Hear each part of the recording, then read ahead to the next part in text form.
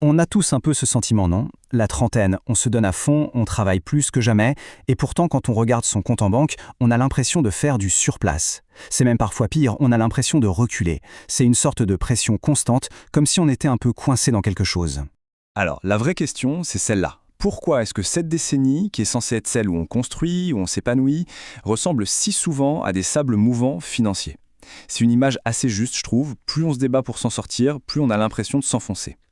Alors, essayons de comprendre un peu ce qui se passe. En fait, il y a un nom pour ça. Les anglo-saxons appellent ça le messy middle, le milieu désordonné. C'est une définition parfaite de cette décennie financière qui est juste chaotique. C'est ce moment de la vie où la bonne vieille équation travailler dur égale progresser ne semble plus vraiment fonctionner. C'est une phase de transition, ouais, mais elle est intense et pleine de paradoxes. Bon, alors, qu'est-ce qui nous tire comme ça vers le bas? Parce que non, ce n'est pas juste un sentiment, ce n'est pas dans la tête. Il y a des forces économiques, des forces sociales bien réelles qui sont à l'œuvre. On peut en gros les regrouper en 3 grosses pressions. La première, et c'est sans doute la plus lourde pour beaucoup, c'est le coût du logement. Franchement, que ce soit pour espérer acheter un jour ou juste pour payer son loyer, surtout dans les grandes villes, le logement dévore une part de plus en plus énorme de nos revenus. C'est simple, c'est souvent le premier poste de dépense et donc le plus grand frein pour mettre de l'argent de côté. Deuxième grande pression, pour beaucoup, la trentaine, c'est aussi le moment où on fonde une famille. Et là, avec les enfants, les coûts s'accumulent à une vitesse folle. La crèche, les couches, l'école, les activités, chaque nouvelle étape de leur vie, c'est une nouvelle ligne qui s'ajoute au budget. Ce n'est pas une dépense ponctuelle, c'est une pression financière qui s'installe pour durer.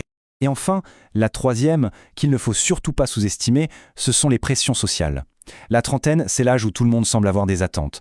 Le bon style de vie, les vacances qu'on voit passer sur Instagram, la voiture qu'il faut avoir, les restos, tout ça, ça crée une couche de pression financière supplémentaire. Elle est un peu invisible, mais elle est bien là. Alors face à tout ce chaos, c'est quoi notre réflexe? Bien souvent, on essaie de tout contrôler, de viser la perfection. On se dit qu'en étant parfait, on va y arriver. Mais cette approche, même si elle part d'une bonne intention, peut en fait rendre les choses encore pires. C'est ce qu'on appelle le fameux piège de la perfection. Et cette course à la perfection, ça nous pousse à nous fixer des buts complètement irréalistes. Le budget zéro défaut, où on ne dépasse jamais d'un centime. L'épargne maximale, même si ça veut dire ne plus rien faire, ne plus se faire plaisir. La carrière parfaite, sans aucun faux pas.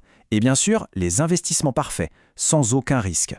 En gros, c'est comme s'agiter dans tous les sens dans les sables mouvants, ça ne fait qu'accélérer la chute.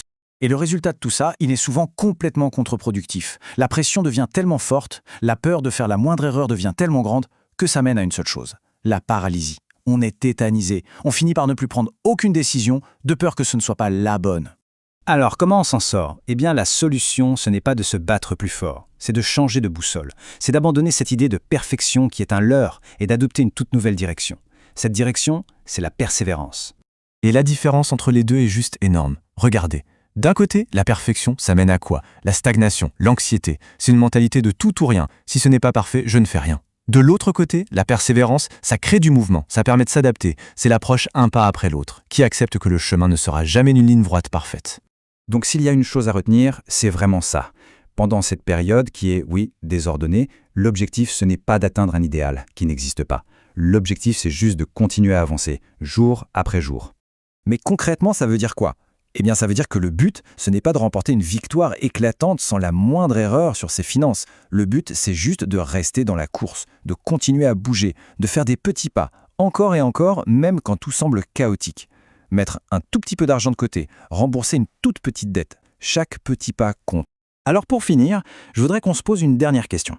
Dans un monde qui nous crie de faire toujours plus, d'être parfait, et si le simple fait de traverser cette décennie si compliquée financièrement en gardant la tête hors de l'eau était déjà en soi une immense victoire? Peut-être que le vrai succès, au fond, c'est juste ça, persévérer.